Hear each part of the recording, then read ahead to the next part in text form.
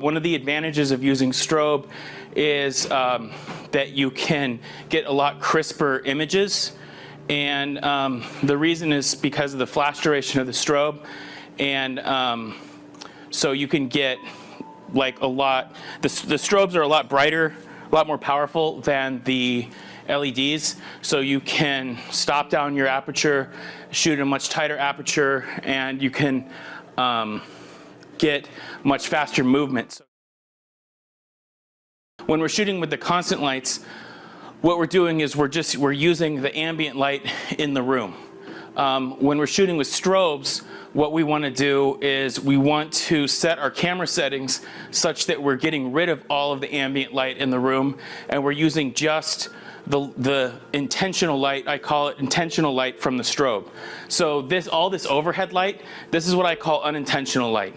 Okay, this is dumb light that's just shining everywhere, and what we want to do is we want to get rid of all of the dumb light, and we want to use just the intentional light that we create and we shape with our modifiers. Okay, so we set our camera settings so that when you take a picture without, oh, and do you have a trigger? I have Godox. Yeah, okay. Yeah, we're using Godox for today.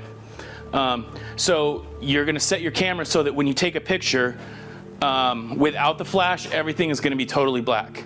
Okay, so the only light that's hitting the model is going to be the light that we choose, the intentional light that we do. So we get rid of the unintentional light, and we're using only intentional light. Okay, we're going to set our cameras to like 1/250th of a second or 1/200th of a second, and then we're going to set our apertures up to like f8 or f11. Usually I would shoot at like 5.6, anywhere from 5.6 to like f8, depending on what I'm going for. And so then what happens is if you take a picture and you're at 1/250th of a second and you're at f8 and you don't have the flash on, your exposure should be like pretty much totally black, right? And that's exactly what we're looking for. Let me explain this real quick while you're here. So you'll have the plane of focus at like 5.6, and it depends on how far away you are too. Okay, so if you're pretty far away, then your plane of focus will be wider, and if you're up close, you'll have a more narrow plane of focus, right? So from about where you're at 5.6, and you can get a depth of field calculator. It'll tell you that your depth of field will be about like this or something, right?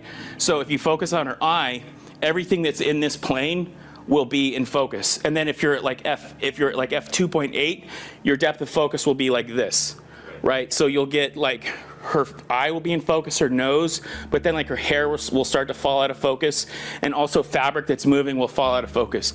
So if you're like at f8, you'll have a depth of focus that's like this. And then f11 will be like this, right? So it depends if you're shooting a group of people, and you'll have like a second row, or if you have a person standing here and a person standing here, you'll need to shoot at a larger f-stop so that you get all of them in focus. Or if you have a big poofy dress, or you have fabric that's moving, and so she'll be here and there might be parts of the outfit behind, and you want those in focus, you'll need to have a higher f-stop.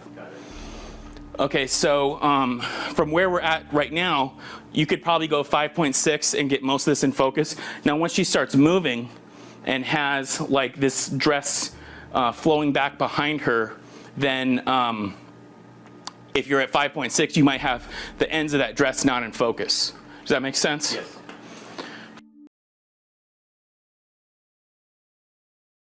So do you guys know what the sync speed is, the max sync speed is of your camera? I think it's 1/8,000. Probably that's the max shutter speed. Probably it's 1/250, and once you go over 1/250, then you go into high-speed sync. Most cameras are 1/200, 1/250. The Sony A1 is 1/320, I think. So what you want to do is you want to set your shutter speed to whatever that max sync speed is, right? Once you go into high-speed sync, the way high-speed sync works, so you can actually use a flash if you have high-speed sync at like 1/8000th of a second, right? Because we're shooting indoors, you don't really need that. You would go into 1/8,000th of a second if you want to shoot outdoors and you want to shoot at a low aperture, like 1.4, something like that, to bokeh out the background. But if you shoot at 1.4, everything's going to be super bright. So if you want to have everything where you're exposing for the background and then you're using the flash to put light on your model, then you would shoot at like 1.4 and you would go to like 1/8,000th of a second and rely on high-speed sync. Because we're in the studio and because we're shooting on seamless paper, we don't really need to, I mean, you could bokeh out the background if you want, but like it's just gonna be a waste, right? But so basically, so the problem that you run into with the 200 watt or the 400 watt strobe is if you're shooting outside with a 200 watt strobe, you pretty much have to have it on its full power, right? So what happens is when you're shooting a flash with its full power, its flash duration is about 1/250th of a second. When you're shooting on its lowest power, its flash duration is 1/10,000th of a second. So what that means is the light, it bursts, and when it's at full power, it bursts for a lot longer. So the equivalent is, so when you're shooting and your shot is totally black, and then it's illuminated by a certain fraction of a second. That's the flash duration. So you want the quickest flash duration as possible, because the flash duration kind of becomes your shutter speed, right? So if you're shooting and it's totally black and your flash duration is 1/10,000th, that's like having a shutter speed of 1/10,000th. So you get 1/10,000th of a second of a burst of light, right? So it gives you super crisp image. Now, when you're shooting with a 200 watt second light, so I have a 1200 watt light, 1200 watt second light here, right? So if I stop that down to 1/2, then that would be 600, and I do it at 1/4, that would be 300, and then if I do it to like, 1/8 plus 3 or something, that would be the equivalent of like a 200 watt second light. Now the difference is, so it's equal amounts of power. If I do 1/8 plus 3 and you do your 200 lights at full power, you're getting the same amount of power. Okay, but the difference is your 200 watt light at full power, the flash duration it is 1/250th of a second. So when you're shooting at 1/250th of a second, your arm like this will be blurry. Okay, so if you get, you never want to shoot with, ideally, you don't want to shoot your flash at full power. You want to get a flash that's much more powerful than you need and shoot it at a much lower power, because then you're going to get a much quicker flash duration.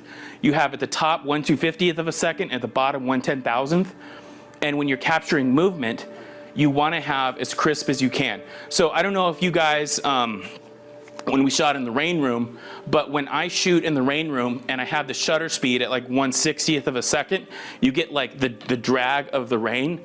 And then if you go up to like 1/250th, you'll still get a little bit of drag on the rain. And if you zoom in on the rain, the rain will be super blurry at 1/250th, okay?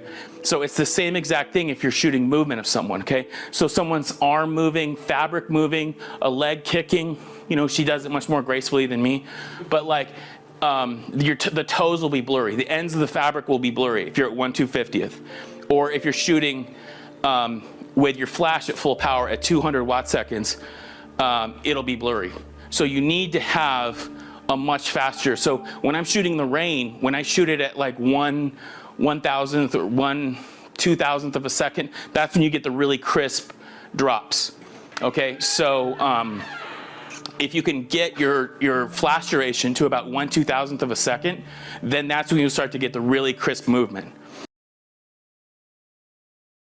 The other thing that is affected by having a 200 watt light versus a 1200 watt second light is the recycle time. So if you have a 200 watt second light and you fire it and you're on burst mode, then you're gonna hit like 1 out of every like 8 or 1 out of every 20 different frames, and everything in between will be black because it has like a 1.5 second recycle time at full power.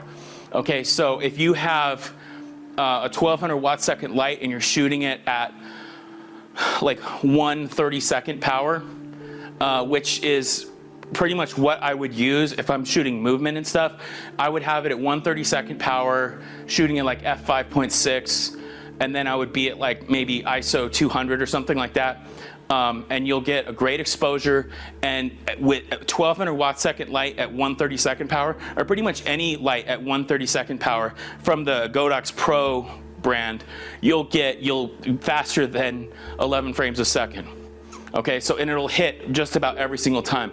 It will eventually start to overheat, so it gets a little bit of a lag in it, but you will hit every single time. You'll get like 19 out of 20 exposures in a row if you're at 1/32 power. So you have when you're shooting with a much more powerful light, you have the benefit of faster flash duration, and you have the benefit of faster recycle time. Okay, are you ready? Okay, 3, 2, 1, go. Beautiful, beautiful. Okay, so let me just wait for this to sync or to buffer, and I want to see if it caught every frame. Sure enough, those are my extra bright ones. But yeah, shooting at 11 frames a second, we got every frame. So that was 1/250th of a second, and I'm at f1.8, ISO 400, and that was giving me the same exposure that I was getting from this with 0 recycle time. And I'm getting, actually, Emily, let me get a high kick right here, because I just want to compare. Yeah, kick on that side, your left side. You're left-legged, right? Okay. Okay, 1, 2, 3, go. Okay, so you can see the difference. The end of the foot here is a little bit blurry compared to the other one, but still, you can only see that if you zoom way in. I'm still getting some nice texture in this fabric.